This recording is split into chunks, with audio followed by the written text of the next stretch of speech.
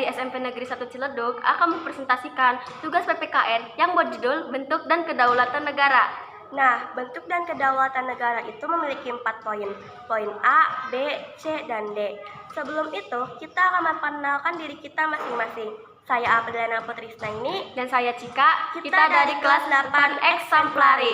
Selamat menonton! Poin A, Indonesia sebagai negara kesatuan. Pada akhirnya, melalui voting pada sidang panitia perancang Undang-Undang Dasar tanggal 11 Juli 1945, diperoleh hasil 17 orang setuju negara kesatuan dan 2 orang setuju negara federal. Diputuskan bahwa bentuk negara yang dianut oleh Indonesia merdeka nanti adalah kesatuan semenjak Undang-Undang Dasar 1945. Disahkan oleh PPKI pada 18 Agustus 1945, istilah negara kesatuan untuk Republik Indonesia resmi dipakai, namun dalam perjalanannya bentuk negara Indonesia sempat berubah menjadi serikat atau federal sebagai konsekuensi konferensi meja bundar KMB. Oleh karena itu terbentuklah Republik Indonesia Serikat dengan Soekarno sebagai presiden dan Muhammad Hatta sebagai perdana menteri. RIS tidak bertahan lama karena dinilai berpotensi terjadi disintegrasi bangsa, maka RIS dibubarkan pada 15 Agustus 1950. Indonesia kembali menjadi negara kesatuan. Hingga saat ini, tahukah kamu dalam penyelenggaraan negara ada suatu sistem, yaitu sistem desentralisasi. Nah, Indonesia menjalankan konsep negara dengan kesatuan sistem desentralisasi di mana ada tugas dan wewenang yang diberikan pemerintah pusat kepada pemerintahan daerah. Relasi antara pemerintahan pusat dengan pemerintahan daerah ditegaskan dalam pasal 18 ayat 1, pasal 18 ayat 2, terakhir pasal 18 ayat 5. Setelah kita pelajari materi tersebut, kita harus tahu dan sadar bahwa sudah menjadi tugas kita untuk menjaga kesatuan NKRI. Ada banyak cara untuk menjaga kesatuan NKRI sebagai menghormati teman-teman yang beragam suku, agama, ras maupun bahasa. Poin B, Indonesia sebagai negara republik. Tahukah kalian bentuk negara dan pemerintah?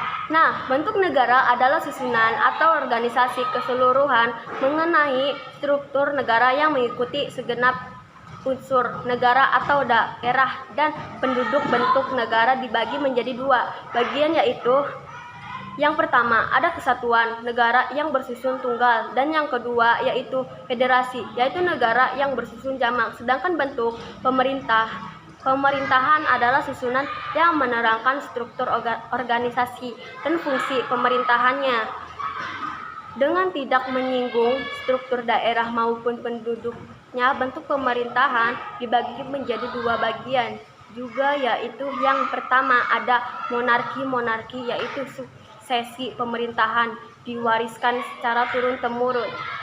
Yang kedua yaitu Republik Indonesia, yaitu suksesi pemerintahan dilakukan secara mekanisme pemilu. Nah, kalau Indonesia bagaimana menurut bentuk pemerintahan Indonesia bisa dipahami dari pasal 1 ayat 1 Undang-Undang Dasar Republik Indonesia tahun 1945. Itu yang berbunyi negara Indonesia adalah negara kesatuan yang berbentuk republik. Dengan bentuk pemerintahan republik memberikan kesempatan kepada putra-putri terbaik bangsa untuk menjadi pemerintahan di negeri ini. C. Indonesia sebagai negara hukum.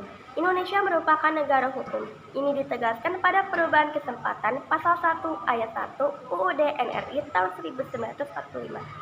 Indonesia sebagai negara hukum mengembangkan perangkat hukum sebagai sistem yang fungsional dan berkeadilan. Perangkat hukum ini dikembangkan dengan menata struktur dan infrastruktur, kelembangan politik ekonomi dan sosial yang tertib dan teratur.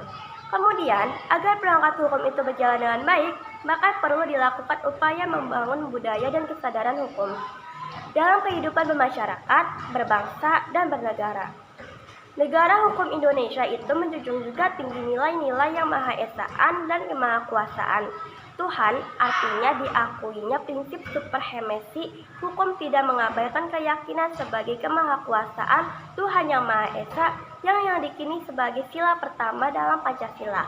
Perilaku yang mencerminkan sikap taat hukum diantaranya datang ke sekolah tepat waktu dan mengikuti kegiatan yang ada di sekolah. D. Indonesia sebagai negara yang berkedaulatan rakyat. Indonesia sebagai negara yang berkedaulatan rakyat dan sekaligus menjadi beberapa kedaulatan hukum. Artinya, kedaulatan rakyat ada batasan atau aturan mainnya, tidak bisa dilaksanakan sebebasnya.